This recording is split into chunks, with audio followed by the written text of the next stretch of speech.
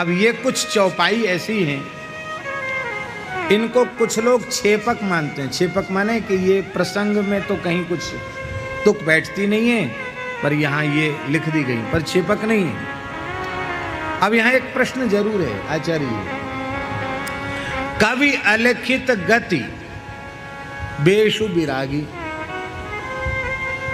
तो तुलसीदास जी कवि हैं, वो उनके द्वारा अलिखित गति है। वो तो चले गए राम जी से मिलने, उनका स्वागत सत्कार करने, उनके गांव के निकट से प्रभु जा रहे हैं, उसी रास्ते से गांव से चलकर जा रहे हैं, वो पहुंच गए दंडवत करने, प्रणाम करने भाव राज्य में। फिर लिखा किसने? भाई कवि अलिखित गति, फिर लिखित गति कैसे हो गई? तो हमने पूज्य संतों से, गुरुजनों से सुना है कि इन चौपाइयों को अनंत बलवंत राम कथा रसिक श्री हनुमान जी ने लिखा है। हनुमान जी ने उतनी देर के लिए लेखनी पकड़ ली और ये सारा प्रसंग, नहीं तो तुलसीदास जी सब लिखते, पर अपने प्रसंग को वे नहीं लिख सकते थे, क्योंकि वे तो बहुत ऐसे महात्मा हैं जिन्होंने अपने आप को एकदम छिपा लिया है। ऐसे गोस्वामी महात्मा कहती इसको हैं जो अपने को छिपा के रखे। हम आपको सच्ची बात बतावें, उसमें बनावटीपन की बात नहीं है। हमारे महाराज जी प्रमाण हैं, गोरीलाल कुंज वाले महाराज जी विराजमान हैं। हमको ऐसा लगता है कि हमारे पूज्य गुरुदेव श्री भक्तमाली जी महाराज ने अपनी पूरी शक्ति अपने को छिपाने में लगा दी। अपने संगोपन में अपनी शक्ति को लगा दिया। उनको लोग पहचान ही नहीं सके कि वे ऐसे दिव्य जीवन मुक्त महापुरुष थे। उनको लोग पहचान नहीं सके। कोई न बतावे तो समझ में ही नहीं आवे कि ये महात्मा है। और सामर्थ्य कैसी थी, सब बात सबके बीच में कहने योग्य नहीं होती है, लेकिन गुरुजन बैठे हैं, महापुरुष बैठे हैं, इसलिए हम एक संकेत मात्र दे रहे हैं। घटनाएं तो ऐसी हैं कि सबके बीच में कहने योग्य है नहीं, और हम कहते भी नहीं हैं। वृंदावन की बात है महाराज जी, हमने निश्चय किया गुरुदेव की कृपा से कि हम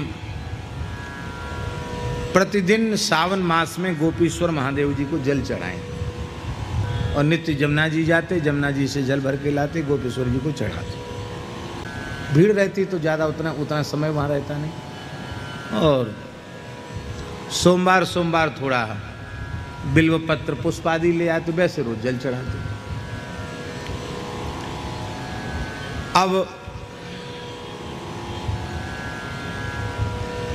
जिस दिन श्रावण पूर्णिमा का समय आने वाला था, और हमारे शरीर में इतना तेज ज्वर हो गया, बुखार हो गया, कि श्रावण पूर्णिमा के दिन भी हम उठ ही नहीं सके। बहुत तेज जाड़ा देकर बुखार आया, और श्रावणी में भी नहीं जा सके। इतने बुखार में श्रावणी में कैसे जाएं?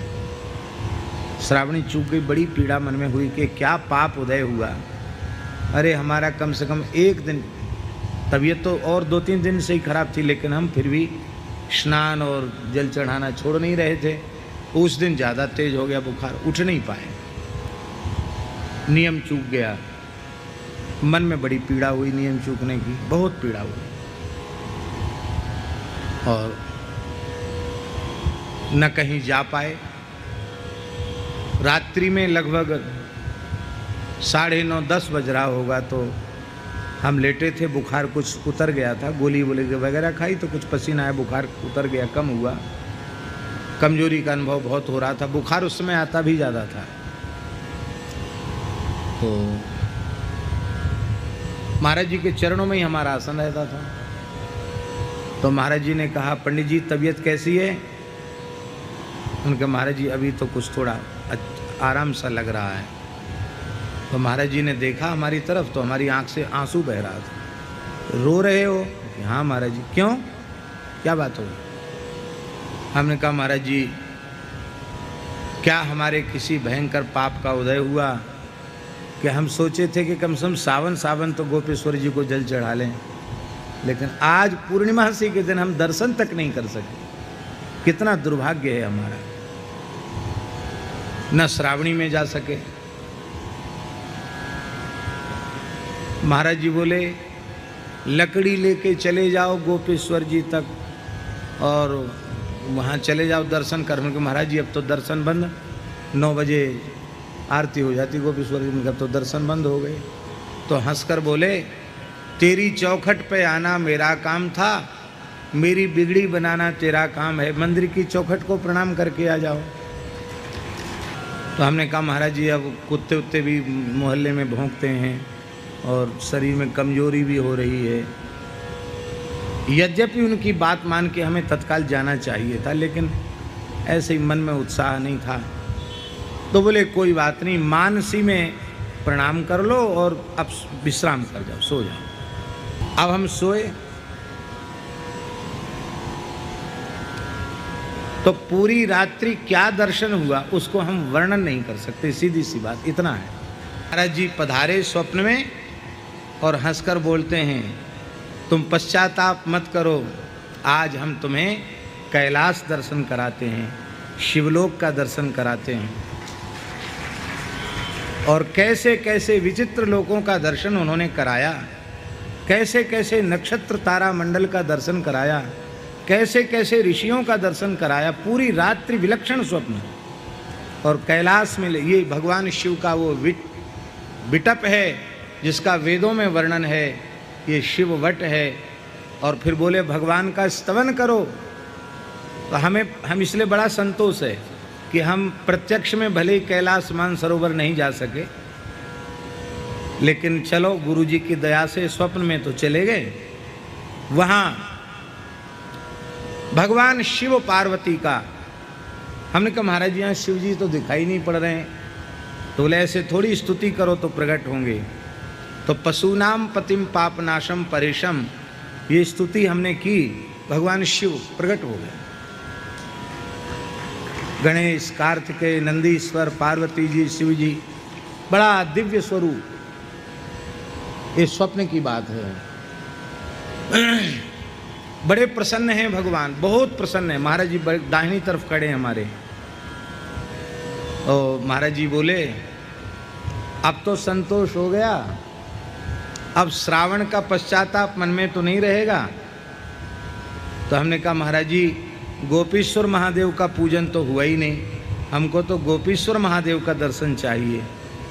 इतना कहते ही महाराज जी, इतना कहते तत्काल वहाँ गोपीश्वर महादेव का शिवलिंग लता कुंज के मध्य प्रकट हो गया।